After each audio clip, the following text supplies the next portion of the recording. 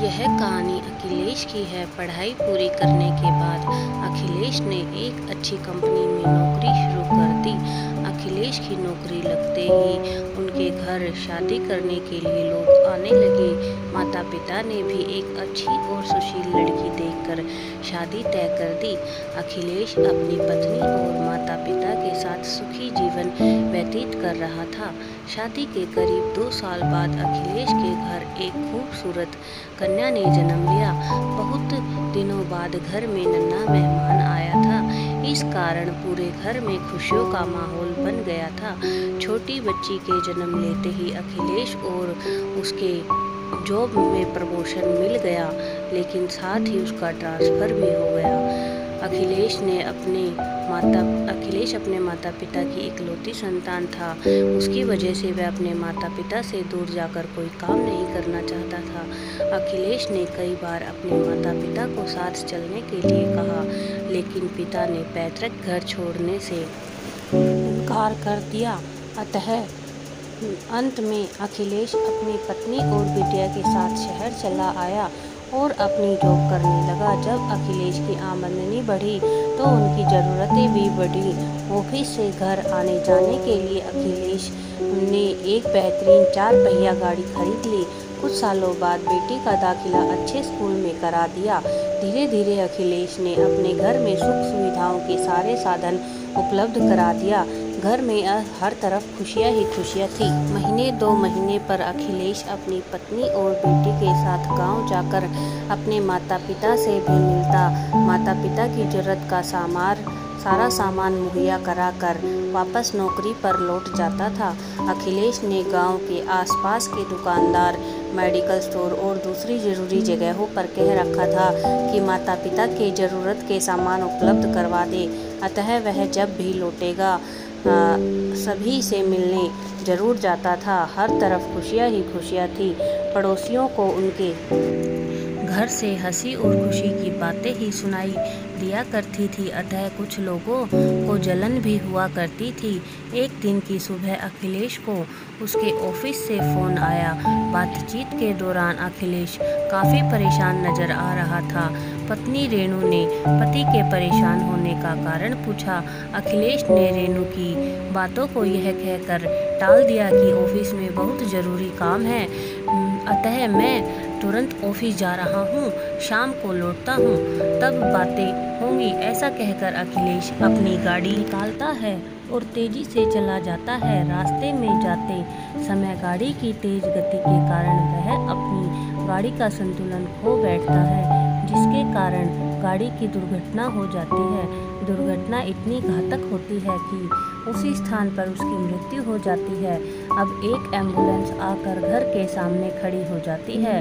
Police आपस में बहस करने लगती है कि परिवार के सदस्यों को यह दुखद समाचार कौन देगा। आखिरकार पुलिस ने दरवाज़ा खटखटाया। कुछ ही देर में पत्नी रेणु घर से बाहर दरवाजे पर आ जाती है। पुलिस ने हादसे की जानकारी पत्नी को दी और बताया कि मृतक का शव एम्बुलेंस के अंदर पड़ा है। इस दर्दनाक सदमे से पत्नी और बेटी दोनों चीख पड़ी और पत्नी बेहोश हो गई।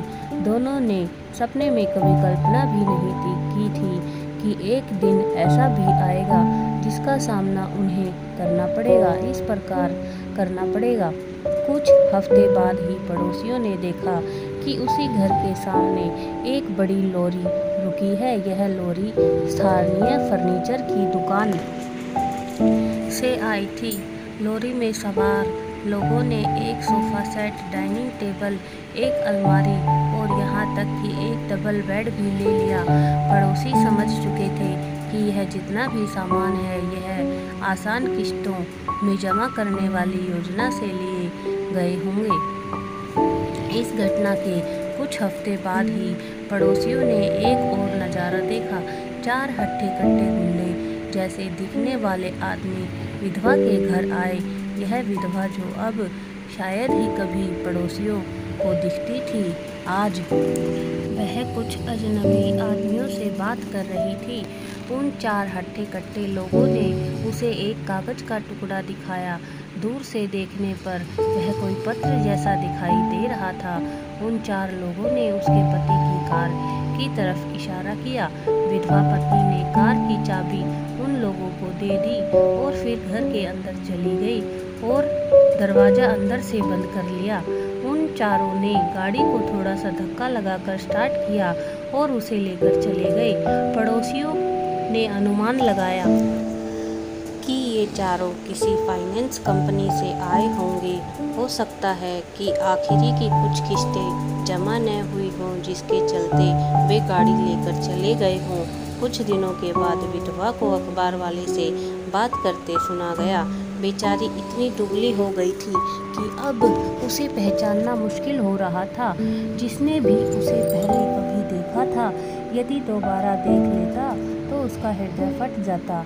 न वह किसी से बोलती थी और न ही उसकी छोटी बेटी। अब तो नन्ही बेटी अपनी किसी भी सहेली के साथ खेलने भी नहीं जाती थी। विधवा ने बहुत धीमी आवाज़ में अखबार वाले को समझाना चाहा, क्योंकि बात ही कुछ ऐसी थी, पर वह पत्थर दिल अखबार वाला तकाजे पर उतर आया। अचानक विधवा ने उसे रुकने को कहा और घर के अंदर चली गई। पड़ोसियों ने कुछ कांच या प्लास्टिक जैसी चीज़ के टूटने की आवाज़ सुनी और साथ ही बच्ची के ज़ोर ज़ोर से रोने की आवाज़ सुनाई पड़ने लगी। माँ, मेरे पैसे मत लो। बच्ची इस तरह से आवाज़ करते हुए रो रही थी। जाहिर था माँ ने बच्ची का गुल्लक तोड़ दिया था। बेचारी ने सिक्कों में अखबार वाले का बिल चुकाया। इसके बाद किसी ने भी उस विधवा को दोबारा नहीं देखा। अब तो वह विधवा अजनबियों से बुरी तरह से घबरा जाती थी, इसलिए उसने अपने आप को घर के अंदर बंद कर लिया था। छोटी बच्ची भी अब तो पड़ोसियों के घर नहीं जाती थी और न ही खेलने के लिए मैदान में जाती थी। बेचारी छोटी बच्ची शायद अपनी सहेलियों के लिए तड़पती थी। अब तो मोहल्ले का आइसक्रीम वाला भी उस छोटी गुड़िया को बहुत याद करता था। एक दोपहर मोटरसाइकिल पर बैठा एक व्यक्ति उसी घर के सामने रुका। उस आदमी ने भी घर का दरवाज़ा खटखटाया। काफ़ी कोशिशों के बावजूद अंदर से कोई हलचल नहीं हुई। वह व्यक्ति इधर उधर देखने लगा।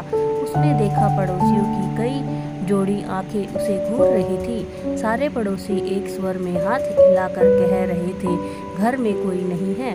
उस व्यक्ति को दाल में कुछ काला सा लगा, इसलिए उसने एक पड़ोसी के घर में जाकर अपना परिचय दिया। मैं जीवन बीमा एजेंट हूँ। मैं विधवा को उसके पति के बीमे का 25 लाख रुपए का चेक देने आया हूँ और मैं उस विधवा से मिलना चाहता हूँ। यह सुनकर पड़ोसन घर के पिछवाड़े से भागी भागी विधवा के घर चली गई और कहा, जल्दी से दरवाज़ा खोलो, किसी बीमा कंपनी की ओर से तुम्हारे दरवाजे पर कोई देवदूत आया है। शायद भगवान ने तुम्हारी मुसीबतों से उबारने के लिए भेजा है। इसके बाद पलक झपकते ही दरवाज़ा खुल गया।